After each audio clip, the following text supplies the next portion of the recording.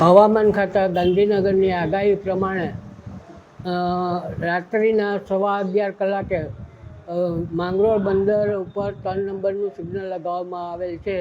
તેમની જાણ માંગરોળ ખારવા સમાજના પટેલશ્રી, ચોરવાડ પટેલશ્રી, માંગરોળ શેરિયાત બારાના પટેલશ્રી અને ખીલના પટેલશ્રીને બંદરમાં દરિયો ન ખેડવાની સૂચના આપવામાં આવેલ છે.